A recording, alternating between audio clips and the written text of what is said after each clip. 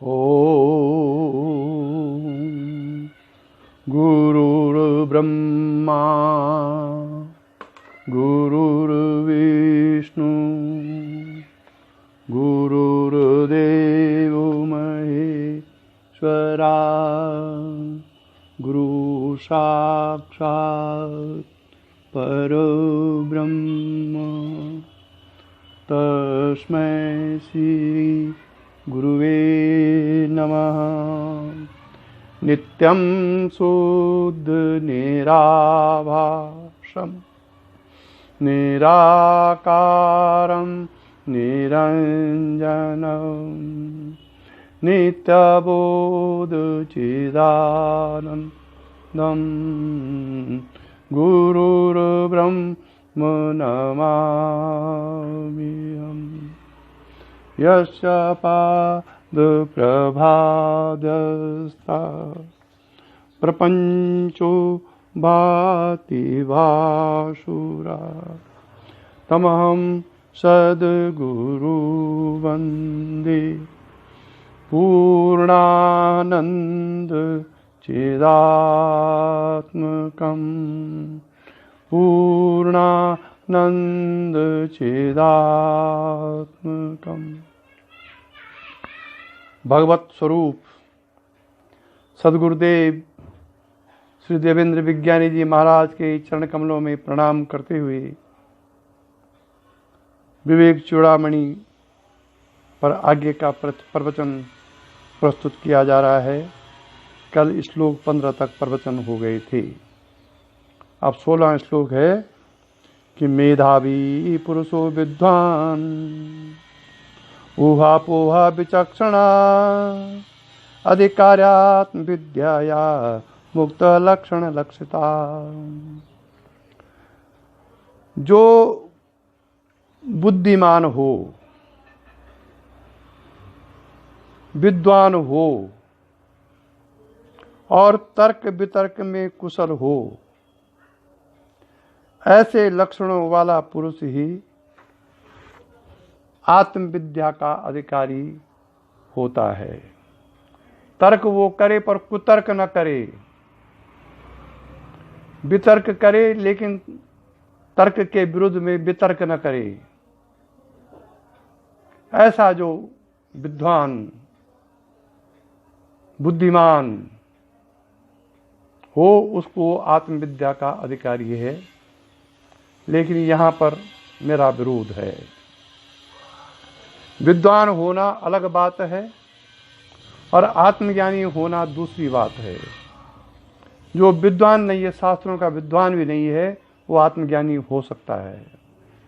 कबीरदास किसी शास्त्र का ज्ञाता नहीं थे, वो उपनिषदों के ज्ञाता नहीं थे वो, लेकिन वो आत्मज्ञानी ब्रह्मज्ञानी थे। इसलिए यहाँ पर मेरा ये विरोध है कि आत्मज्ञान प्राप्त करने के लिए विद्वान होना आवश्यक नहीं है, बुद्धिमान होना आवश्यक है। विद्वान और बुद्धिमान होने में बहुत फर्क है। यह ज्ञान मूढ़ों के लिए नहीं है। अन्य साधनाएं तो मूढ़ भी कर सकता है।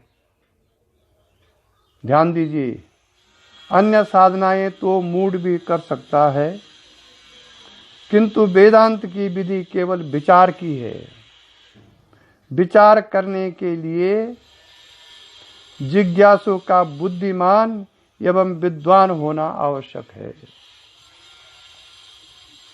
बुद्धिमान एवं विद्वान, वेदांत के में अगर वो विचार करता है तो उसको बुद्धिमान होना आवश्यक है, और उसके साथ विद्वान अगर वो है, शास्त्रों का ज्ञाता है, तो वो आत्मज्ञान होने में सहायक होगा। क्योंकि परोक्ष ज्ञान तो शास्त्रों से होगा और अपरोक्ष ज्ञान तदनुसार अभ्यास से होगा, जिससे वह वेदांत के गूढ़ अर्थ को समझ सके, साथ ही वह तर्क वितर्क में भी प्रवीण हो, जिससे वह सत्य असत्य का निर्णय ले सके। ऐसी योग्यता वाला जिज्ञासु ही उस ज्ञान का अधिकारी होता है, जिसमें सोच समझ नहीं है, वह क्रिया योग में जा सकता है। अब ये पॉइंट आ गया है। जो जिसमें विचार करने की शक्ति नहीं है या विचार जिससे नहीं हो सकता है, वह क्रिया योग में जा सकता है। शक्तिपात में यही प्रक्रिया है। शक्ति यदि पूर्ण रूप से विकसित है तो आप शक्ति के बल पर ब्रह्मलोक जा सकते हैं। शक्ति के बल पर आप चिदाकाश में जा सकते हैं। शक्ति के बल पर आप शरीर से बाहर निकल सकते हैं। यदि आपकी शक्ति का पूर्ण विकास है तो, आपने उस प्रकार की साधना की है तो फिर विचार बाद में अपने आप ही उत्पन्न होगा। ये शक्तिपात की विशेषता है। यहाँ पर शक्तिपात आत्मज्ञान नहीं कराता है। शक्तिपात मन बुद्धि प्राण में क्रिया करके आत्मज्ञान के लिए आपके चित्त को तैयार करेगा। फिर वो शक्ति, वो चेतन शक्ति ही आपको विचारों में परिवर्तित कर देगी। तब शक्ति आपके अधीन होगी, आप शक्ति के अधीन नहीं होंगे। नारायण। विवेकिनो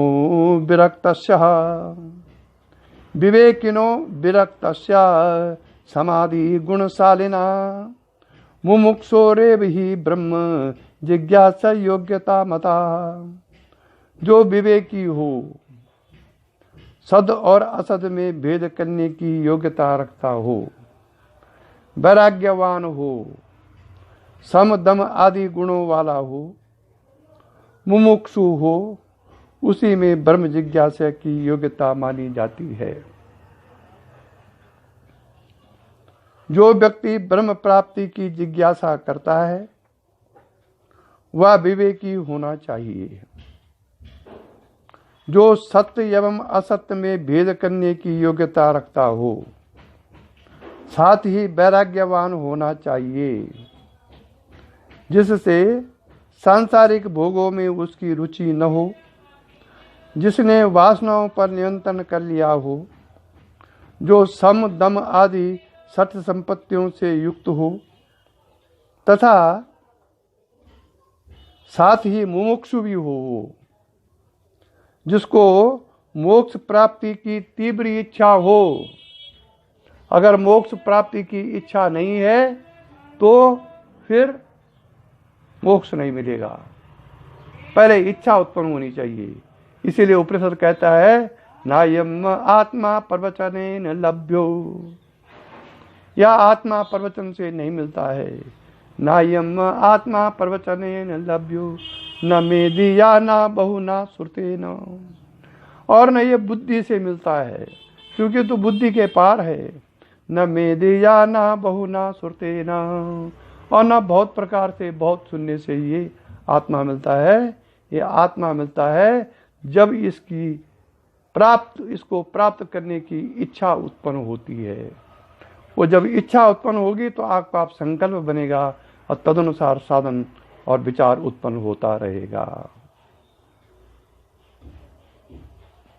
ये योग्यताएं ही ब्रह्म जिज्ञासु की योग्यताएं हैं, जिनको पूरा करने वाला ही इसका पात्र माना जाता है।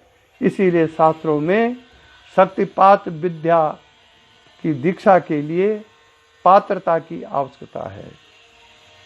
एक तो हुआ कोरा वेदांत, बोल दिया अहम ब्रह्मास्मि, अयम आत्मा ब्रह्म, नेह नानास्ति किंचिना, ये तो बोल दिया, लेकिन शरीर का शरीर ही, शरीर से ऊपर वो उठा ही नहीं।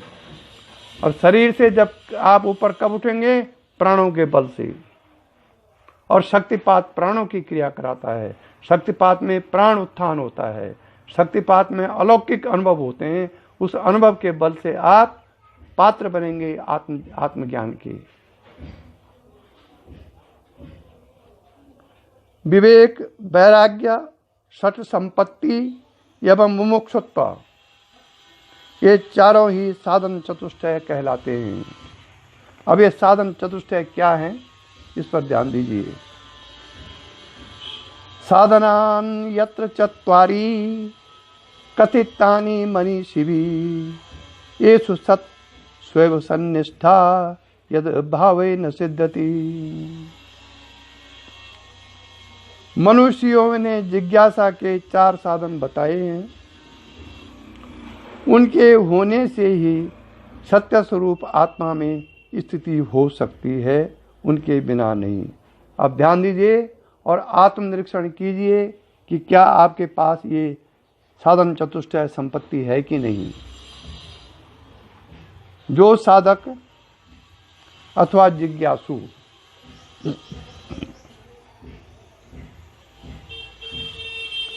आत्मज्ञान की इच्छा करते हैं, उनके लिए 4 साधन अनिवार्य हैं। इन साधनों को किए बिना, उसकी आत्मा में स्थित हुए बिना मुक्ति संभव नहीं है। ये साधना निम्न प्रकार है। आदौ नित्य अनित्य वस्तु विवेका परिगण्यते, इहा मूत्र फल भोग विराग तदनंतरम। पहला साधन नित्य अनित्य वस्तु विवेक गिना जाता है। दूसरा लौकिक और पारलौकिक सुख भोगों में वैराग्य होना। साधन चतुष्टय में विवेक और वैराग्य 2 प्रथम एवं द्वितीय साधन हैं। विवेक में नित्य एवं अनित्य अथवा सत्य और मिथ्या में भेद किया जाता है तथा सांसारिक एवं पारलौकिक सभी प्रकार की इच्छाओं एवं वासनाओं का त्याग ही वैराग्य है। इन्हीं वासनाओं के कारण सभी कर्म बंधन का कारण बनते हैं। वासना त्याग ही मुक्ति है। पर दुर्लभो विषयो त्याग दुर्लभा तत्वदर्शनाय, और दुर्लभा सहजावस्था सद्गुरु करुणा बिना। सद्गुरु के करुणा के बिना ये विषय त्याग बड़ा दुर्लभ है, वासना त्याग बड़ा दुर्लभ है। सद्गुरु जब कृपा करते हैं, सद्गुरु का जब आत्म रूप में प्रेम होता है और वो ये चाहते हैं कि शिष्य की वासना क्षय हो जाए, तभी ऐसा होगा। या फिर वो अपनी ऐसी प्रकार की साधना करेगा जो साधना वासना को क्षय करेगा। 2 ही मार्ग हैं। समाधि सठ सटक संपत्तिर हर मुमुक्षु त्वामिति स्फुटम ब्रह्म सत्यम जगन मिथ्ये ते वर रूपो विनिश्चया सोयम नित्य अनित्य वस्तु विवेक समुदाहृता तद वैराग्यम जिहासा या दर्शन श्रवणादिवी देहादि ब्रह्म पर्यन्ते यन्निते भोग वस्तुनि। देहांति ब्रह्म पर्यन्ते यन्निते भोग वस्तुनि और विरज्या विषया भर्ता दोषा दृष्टा मुहुर्मुहुः स्वलक्ष्ये नियतावस्था मनसा समुच्यते विषयेभ्यः परावर्त्य स्थापन स्वसगोलके उभये समीन्द्रियाणां साधमा परिकीर्तिता बाह्य अनालम्बनम वृत्तेर् एष परितिरुत्तमा। पहला साधन हो गया। अब दूसरा है, तीसरा भाई 2 तो हो गए, सठ संपत्ति में 2 हो गए, विवेक और वैराग्य।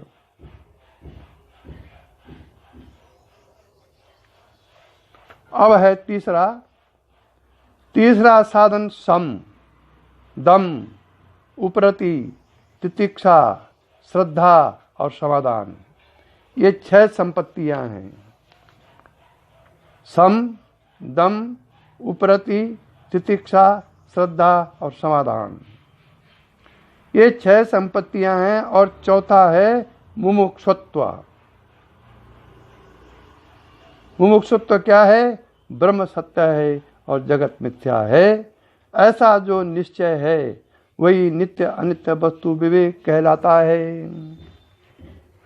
ये जो विवेक जिसको उत्पन्न हो गया, संसार को जिसने मिथ्या समझ लिया सब व्यवहार करते हुए भी, उसको कहते हैं विवेक। नित्य और अनित्य वस्तु का विवेक इसको उत्पन्न हो गया है। दर्शन और शरणादि के द्वारा देह से लेकर ब्रह्मलोक पर्यंत संपूर्ण अनित्य भोग्य पदार्थों में जो घृणा बुद्धि है वही वैराग्य है। नायम जनो ये सुख दुख हेतु ना देवतात्मा ग्रह कर्म काला मना परम कारण मामनंती संसार चक्रम परिवर्त ये तत्। ये वैराग्य के लक्षण है। फिर जो दर्शन और शरणादि के द्वारा देह से लेकर ब्रह्मलोक पर्यंत संपूर्ण अनित्य भोग्य पदार्थों में जो घृणा बुद्धि उत्पन्न होती है, पहले सबसे पहले संसार से घृणा पैदा होगी, उसको बोलेंगे वैराग्य। फिर क्या होगा? पहले घृणा उत्पन्न हो गई, फिर होगा बारंबार दोष दृष्टि करने से विषय समूह से विरक्त होकर चित्त का अपने लक्ष्य में ही स्थिर हो जाना ही सम है। जब आपके चित्त में परमात्मा के सिवाय दूसरी कोई धारणा नहीं रहेगी, हर समय आपका जो लक्ष्य है वो परमात्मा पर, मोक्ष पर रहेगा, तब उसको कहते हैं दम, सम, उसको कहते हैं सम। कर्मेंद्रिय और ज्ञानेंद्रिय दोनों को उनके विषयों से खींचकर अपने अपने गोलकों में स्थित करना दम कहलाता है। कर्मेंद्रिय और ज्ञानेंद्रियों का तो स्वभाव है कि वो बाहर भागेंगी, उनका जन्म ही इसलिए हुआ है कि वो बाहर की ओर दौड़ेंगी, और बाहर की ओर दौड़ेंगी तो आपके मन में जो वासनाएं होंगी, उन वासनाओं के कारण बाहर से विषय वासनाओं को अंदर करेंगी वो। जब आप ये अभ्यास बार बार करेंगे कि ज्यों ही ज्ञानेंद्रियां और कर्मेंद्रियां वासनाओं की ओर दौड़ी, आपने तुरंत उनको लौटा के वापस लाया कि ये वासनाएं, ये जगत, ये संसार, ये संबंध, ये जो कुछ है संसार में तो मिथ्या है, वास्तविक जो है अपना स्वरूप परम ब्रह्म परमात्मा है। ऐसा उनको समझा करके बार बार आप लौटाएंगे अंदर, या शक्तिपात की क्रियाएं उनको ऐसा कर देगी, ये भी शक्तिपात में है। क्योंकि शक्तिपात में तो कर्ता भाव है ही नहीं, वहां तो शक्ति अपना आप करेगी। अगर उस प्रकार की दीक्षा आपकी हुई, वैसा गुरु आपको मिला और वैसे शिष्य आप हुए। दीक्षा में तो शिष्य की श्रद्धा ज्यादा काम करती है, गुरु की शक्ति कम काम करती है। वृत्ति का बाह्य विषयों का आश्रय न लेना, यही उत्तम उपरति है। जब आप अपने पुत्र, पिता, माता पिता का आश्रय छोड़ करके परम ब्रह्म परमात्मा का ही आश्रय ले लेते हैं और संसार से धीरे धीरे उपराम होते जाते हैं, तब उसको कहते हैं उपरति। यह न हो कि आप कर्मेंद्रियों, ज्ञानेंद्रियों, मन से तो बाहर जा रहे हैं और एक जगह पर बैठ के उपरामता का आप ढोंग कर रहे हैं, ये और खतरनाक है। इसीलिए गीता कहते हैं कि जो कर्म नहीं करते पै हट से, पर चिंतन मन में करते हैं, वह अधम पुरुष मिथ्यावादी वृथा पाप सर धरते हैं। 4 प्रकार के साधनों में विवेक और वैराग्य के बाद सठ संपत्ति और मुमुक्षुत्व है। पहले वैराग्य और विवेक होना चाहिए, फिर सठ संपत्ति और मुमुक्षुत्व आएगा। इन चारों साधनों की व्याख्या निम्न प्रकार से मैं वर्णन करता हूं, ध्यान से सुने। पहला है विवेक।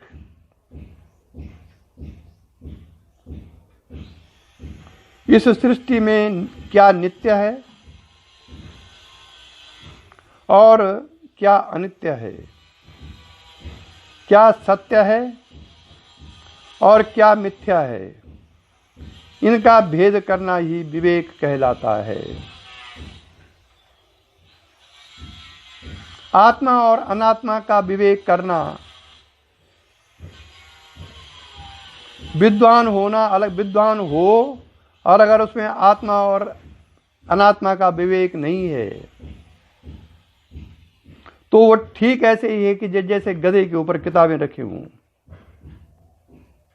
अरे विद्वान न हो लेकिन उसके अंदर संसार का मिथ्यात्व और ब्रह्म का सत्यत्व उत्पन्न हो गया तो वास्तविक विद्वान वही है, वास्तविक बुद्धिमान वही है। जब इसका बोध हो जाता है तो सत्य को ग्रहण कर उसी में स्थित रहना एवं मिथ्या का परित्याग करना ही साधना है। ये नहीं कि आप साधना कर रहे हैं फिर संसार में आपका चित्त हर समय रमा हुआ है, वो साधना फिर ढोंग हो गया। वो साधना का तो वास्तविक जो फल है वो ईश्वर के प्रति श्रद्धा भाव बढ़ना और संसार के प्रति मिथ्यात्व का बढ़ना, संसार के प्रति अनासक्त भाव होकर के संसार में विचार करना, ये वास्तविक साधना है। इस जगत में केवल ब्रह्म ही सत्य है जो नित्य है, अन्य सभी प्रकृति है जो मिथ्या है। प्रकृति मिथ्या है और प्रकृति का जो अधिष्ठान है, प्रकृति का जो साक्षी है, जिसकी वो प्रकृति है, वो ब्रह्म सत्य है। अतः प्रकृति का त्याग कर ब्रह्म में स्थित रहने से ही मुक्ति लाभ मिलता है। नारायण जी। और दूसरा है विवेक हो गया, अब दूसरा है वैराग्य।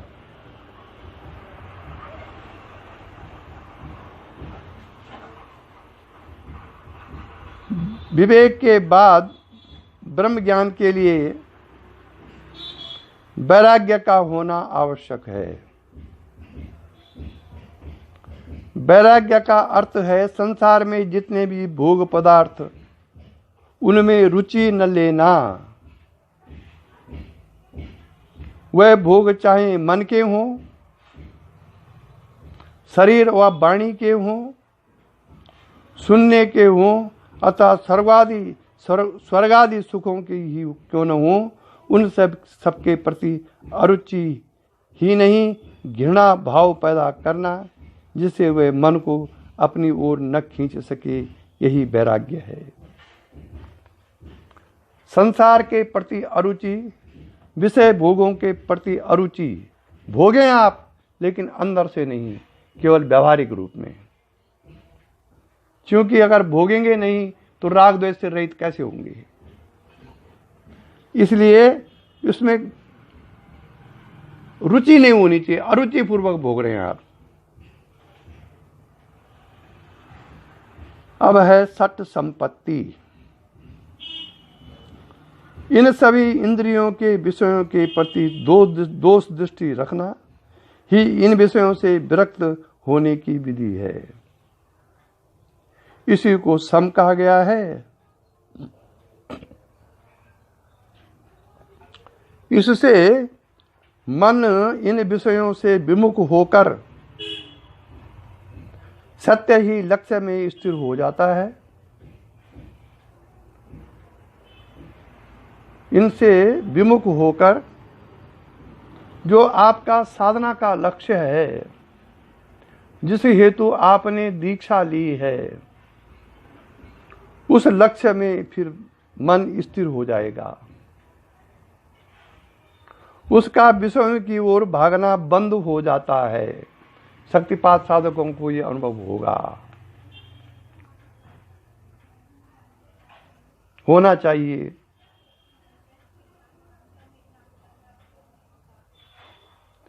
इसके बाद कर्मेंद्रियों और ज्ञानेंद्रियों को अपने अपने विषयों से खींचकर अपने गोलकों में स्थिर कर देना दम है। अर्थात केवल इन इंद्रियों का ही भान रहे, ये विषयों की ओर न भागे, न उनका अनुभव ही हो, कोई भी विषय इन्हें अपनी ओर आकर्षित न कर सके, ये तो अति मुश्किल है। अत्यंत अभ्यास के कारण ऐसा हो पाएगा। मुश्किल तो नहीं है, असंभव नहीं है, लेकिन अति अभ्यास के कारण संभव हो सकता है। इसके बाद मन में जो वासना संबंधी विचार उत्पन्न होते हैं, उनको रोक देना उपरति है। इससे मन एक ही ब्रह्म में केंद्रित हो जाता है। तो ये योग्यता है आत्मविद्या को प्राप्त करने के लिए। जिनके पास ये योग्यता नहीं है, वो आत्मविद्या में अग्रसर नहीं हो सकते हैं। इसलिए जिसको मोक्ष प्राप्त करना हो, उनको इनमें पहले तो 100% न तो 50% तक तो होना ही चाहिए, कम से कम। क्योंकि आज समय दूसरा आ गया है। जब ये शास्त्र लिखे गए उस समय दूसरा था। आज तो पॉल्यूशन हो गया है, मन इतने विकृत हो गए हैं कि कोई किसी को मानने को तैयार नहीं है। गुरु का प्रभाव देख रहे हैं, गुरु क्या चीज़ है ये भी देख रहे हैं, फिर भी मानने को तैयार नहीं है, और शरीर को ये गुरु समझ करके पूरा जीवन बिता देते हैं। सहनम सर्व दुखानाम प्रतिकार पूर्वकम चिंता विलाप रहितं सा तितिक्षा निगद्यते। शास्त्रस्य गुरुवाक्यस्य सत्य बुद्ध अवधारणम सा श्रद्धा कथता सद्भिर्यया वस्तून उपलब्धये वस्तु लभ्यते सर्वथा स्थापनम बुद्धे शुद्धे ब्रह्मणि सर्वथा समाधानम युक्तम न तु चित्तस्य लालनम।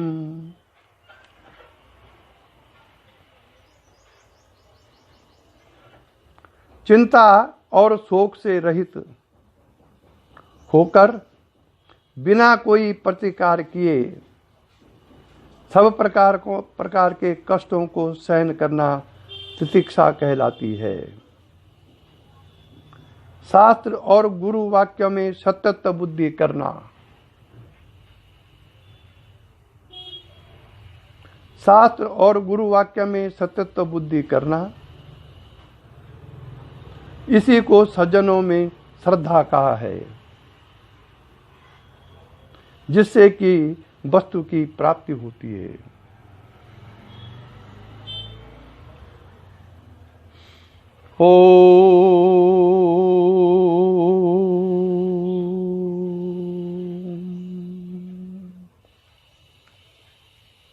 अपनी बुद्धि को सब प्रकार शुद्ध ब्रह्म में ही सदा स्थिर रखना, इसी को समाधान कहा है।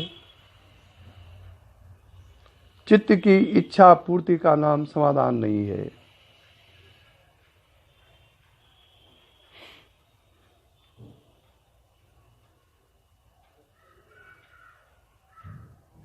षट संपत्ति में सम, दम और उपरति के बाद तितिक्षा, श्रद्धा और समाधान है,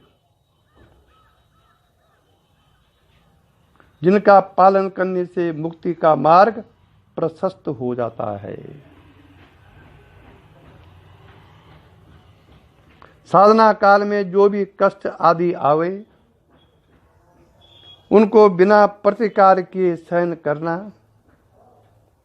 तथा चिंता और शोक का परित्याग करना ही तितिक्षा है। इसके साथ ही शास्त्र वचनों एवं गुरु में पूर्ण श्रद्धा रखना ही श्रद्धा कहलाता है।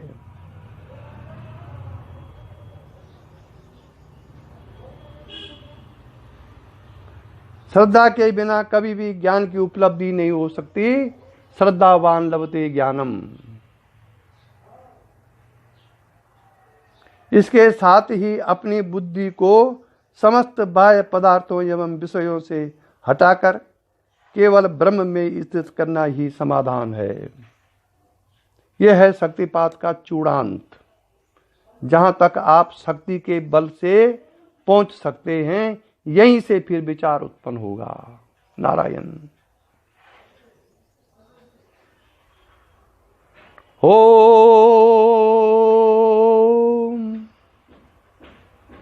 इसीलिए ज्ञानी के लिए कहा गया है, यदि स्वार्थ अपना मान कर, वेदांत में कहा गया है, यदि स्वार्थ अपना मान कर ज्ञानी चंगेंगे ध्यान में, दुखार्त जन को कौन ले जाएगा पथ कल्याण में। सम शांत रहते सदा, करते सदा सम शांत हैं, ज्ञानी उसे ही जानिए, हो ज्ञान तो ऐसा ही हो। ज्ञानी को परम शांत चित्त अवस्था का होना चाहिए। अहंकारादि देहांतान,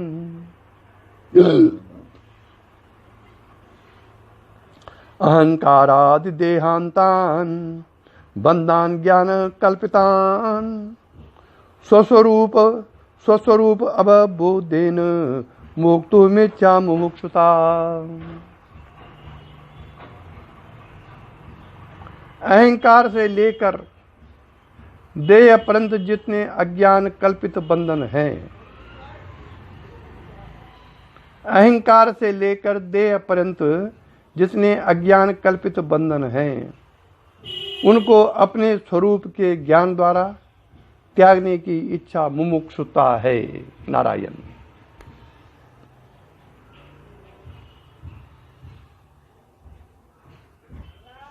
अपने स्वरूप के ज्ञान द्वारा आप स्वयं इनको नहीं हटा सकते, इन बंधनों को। जब तक स्वयं आप अपने स्वरूप का ज्ञान आपको नहीं हुआ, तो उस स्वरूप के ज्ञान द्वारा की जो इच्छा है वही मुमुक्षुता है, मुमुक्षुत्व है। स्वरूप के ज्ञान द्वारा त्यागने की जो इच्छा है इन कल्पित बंधनों की, उसी को मुमुक्षुत्व कहते हैं। मुमुक्षुत्व मीन्स मोक्ष की इच्छा। मोक्ष की इच्छा कब होगी? जब देह से लेकर के, अहंकार से लेकर के देह तक। अहंकार कब उत्पन्न होता है भाई साहब? अहंकार का प्रथम स्टेज उस समय उत्पन्न होता है आपके शरीर के अंदर जब ज्ञान स्वरूप प्रत्यक्ष आत्मा का प्रतिबिंब आपके बुद्धि में पड़ता है। तो उसका प्रतिबिंब बुद्धि में पड़ते ही उस प्रतिबिंब की या उस छाया के कारण दो उत्पन्न हो जाते हैं, दो भेद वहां पर हो जाते हैं। पहला है अहंकार। ज्ञान स्वरूप आत्मा या प्रत्यक्ष आत्मा या चेतन आत्मा का प्रतिबिंब जब हमारी बुद्धि पर पड़ता है तो वहां एक तो अहंकार पैदा होता है और दूसरा अंतःकरण पैदा होता है। वही अहंकार फिर प्रतिबिंब के साथ संयुक्त होकर के उसको कहा जाता है सह तादात्म्य। वही अहंकार फिर शरीर के साथ संयुक्त होकर के, क्योंकि ज्ञान का जो प्रतिबिंब है, आत्मा का प्रतिबिंब शरीर पे भी है, उसमें अहंकार मिल करके फिर वही कर्म हो जाता है, कर्म तादात्म्य। और वही अहंकार जब साक्षी से मिल जाता है तो भ्रांति जन्य तादात्म्य उत्पन्न हो जाता है, जो कि साक्षी के दर्शन से समाप्त हो जाता है और साक्षी के अदर्शन से लगातार रहता है। लेकिन आजकल प्रक्रिया दूसरी है। आजकल प्रक्रिया यह है कि जो बहुत मीठा बोले, हंस के बोले, बड़े मधुर वाणी में बोले, बिल्कुल बहुत सम्मान, बहुत धारणा ध्यान समाधि की तरह बैठे रहे, उसको लोग अहंकार रहित बोलते हैं। ये सतोगुण के लक्षण हैं, अहंकार रहित के लक्षण नहीं है। ये अहंकार रहित तो तब होगा वो जब वो चिदाभास जो उसके मन बुद्धि प्राण में पड़ा हुआ है अपने साधना द्वारा उसको हटा करके वास्तविक आत्मा में जब स्थिर होगा तब अहंकार हटेगा। तो भी कर्मज जो अहंकार है, कर्मज जो तादात्म्य है वो शरीर तक रहेगा। जब आप सोएंगे तो भोग समाप्त हो जाएंगे, जब आप फिर जगेंगे तो कर्म तादात्म्य के कारण भोग फिर उत्पन्न होंगे। लेकिन अगर आपको आत्म साक्षात्कार हो गया तो संसार के लिए आप भोग रहे हैं, वो आप स्वयं नहीं भोग रहे हैं उस चीज को। यहां अंतर आ जाता है।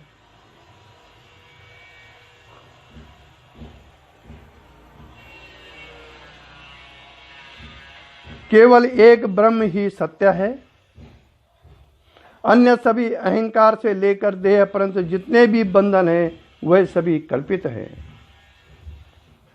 मनुष्य को किसी ने बांधा नहीं है, बल्कि अपने भ्रम एवं अज्ञान बस स्वयं ही अपने बंधन निर्मित कर लेता है। जिस प्रकार मकड़ी अपना जाला स्वयं बनाकर उसमें फंस जाती है, जिस प्रकार मकड़ी अपना जाला स्वयं बनाकर उसमें फंस जाती है, उसी प्रकार मनुष्य कल्पित बंधनों से फंस गया है। नारायण बोलना पड़ेगा।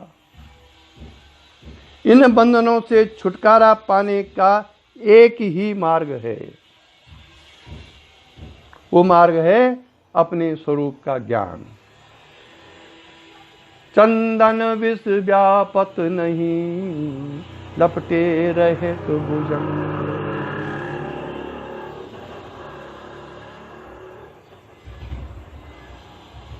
चंदन विष व्यापत नहीं, लपटे रहित भुजंग। बस कुसंग चाहत कुशल, यो रहीम अवसोस। महिमा घटी समुद्र की, रावण बसो पड़ोस। इन बंधनों से छुटकारा पाने का एक ही मार्ग है, वो है अपने स्वरूप का ज्ञान।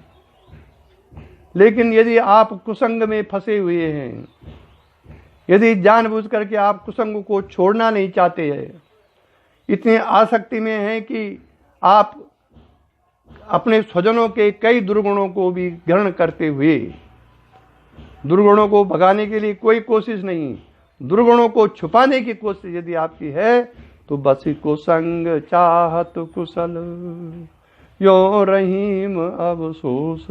तो आपके अंदर जो आध्यात्मिक समुद्र है वो भी, उसकी महानता भी घट जाएगी। इसलिए कहा कि साधक को अंदर बाहर एक होना चाहिए।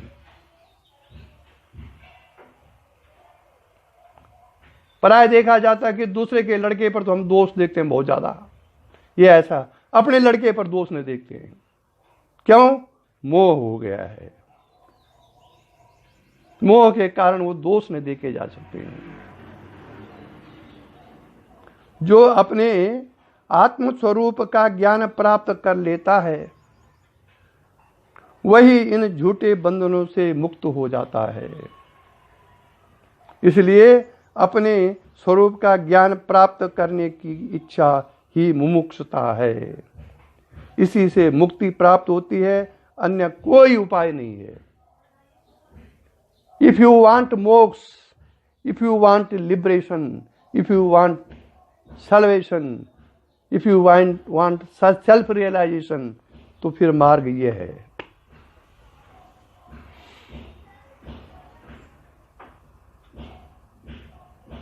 नारायण। मंद मंद मध्यम रूपापि, वैराग्येण च समाधिना, प्रसादेन गुरु सेय्यम, प्रवृद्धा सूयते फलम।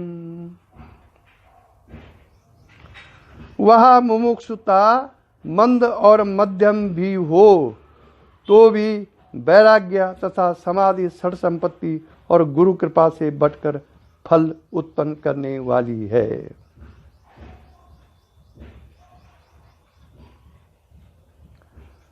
कहने का तात्पर्य यह है भाई साहब, मेरे प्रियजनों स्वजनों,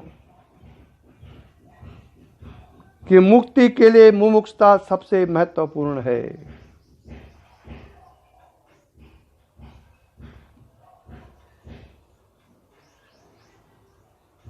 यह मंद और मध्यम भी हो तो भी अच्छे फल देती है, अर्थात मुमुक्षु को मार्ग मिल ही जाता है।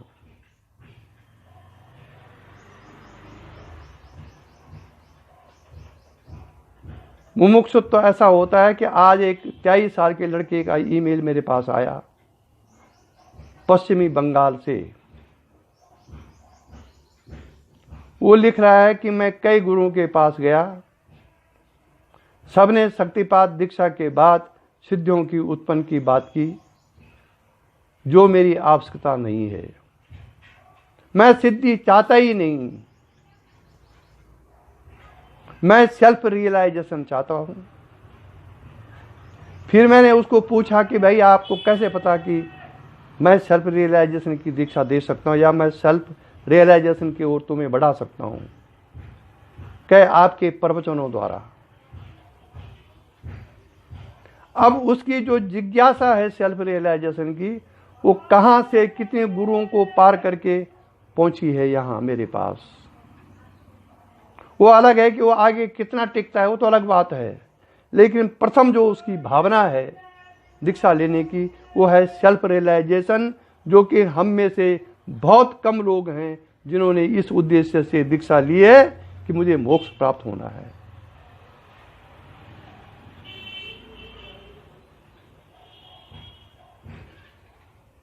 हमने अधिकतर दीक्षा सांसारिक कष्टों के निवारण के लिए या सिद्धियों को प्राप्त करने के लिए या अपनी समाज में अच्छी प्रतिष्ठा बनाने के लिए, या बगल वाला दीक्षित हो रखा है तो मैं भी दीक्षित हो जाता हूँ, या दीक्षितों के लाइन में खड़ा होने के लिए दीक्षा ली है।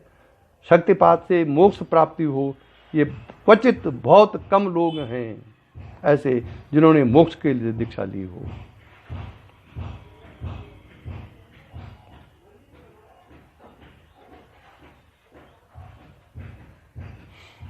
ओम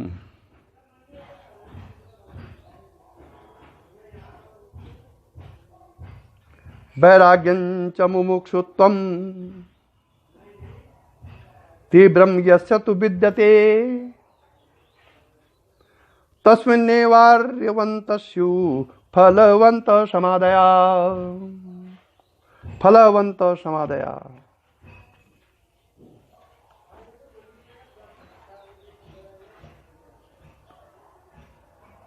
जिस पुरुष में वैराग्य और मुमुक्षुत्व तीव्र होते हैं, उसी में समाधि चरितार्थ और सफल होते हैं।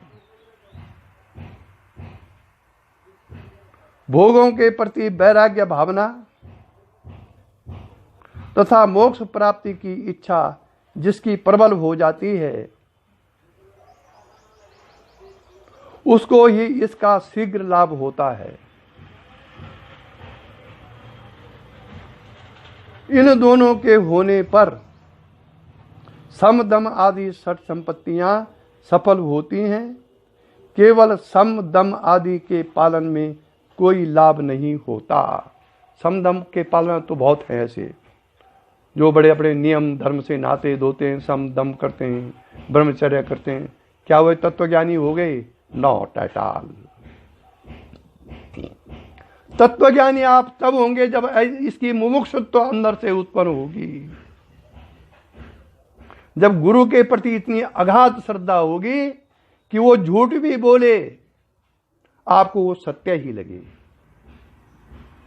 मुझे याद आ रहा है सन 2001-2 की बात है, एक शिष्य ने गुरुजी से प्रश्न किया कि जो आपकी निंदा करे समाज में उसका क्या करना चाहिए, और हमको तो समाज में रहना पड़ता है।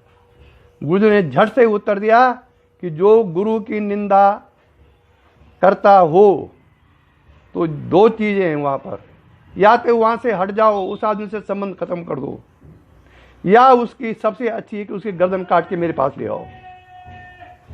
उसके बाद मेरी जिम्मेदारी है, गुरु की जिम्मेदारी है उसके बाद कि तुमको जेल होती है कि क्या होता है कैसा होता है। आप गर्दन काट के तो लाओ।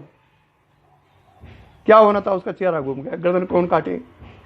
किसी को ये विश्वास ही नहीं कि मैं अगर किसी की गर्दन काटूंगा तो गुरु बचा लेंगे।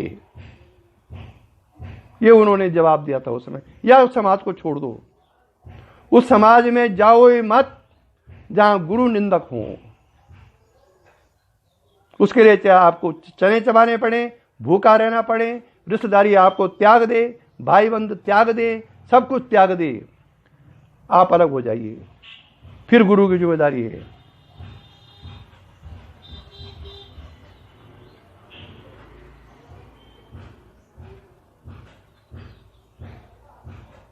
एतयोर्मन्दता यत्र विरक्तत्वा मुमुक्षयो मरौ सलिलवत् तत्र सम्मादेर भानमात्रता। जहां इन वैराग्य और मुमुक्षुत्व की मंदता है,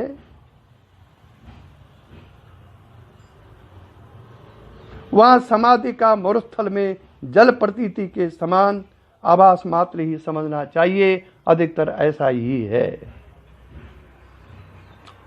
नारायण। जिस व्यक्ति में वैराग्य भावना नहीं है तथा जिसकी आत्मज्ञान प्राप्त करने की तीव्र जिज्ञासा नहीं है, वह यदि केवल सम दम आदि का पालन भी करता है तो उससे उसे कभी उपलब्धि नहीं हो सकती। ये केवल मृग मरीचा के समान है जिससे उसकी प्यास नहीं बुझती, केवल भ्रम मात्र है। भोगों में रत रहकर आत्मज्ञान की आशा करना मृग मरीचिका के समान ही है। इसी के साथ आज का साधन, आज का प्रवचन समाप्त हुआ।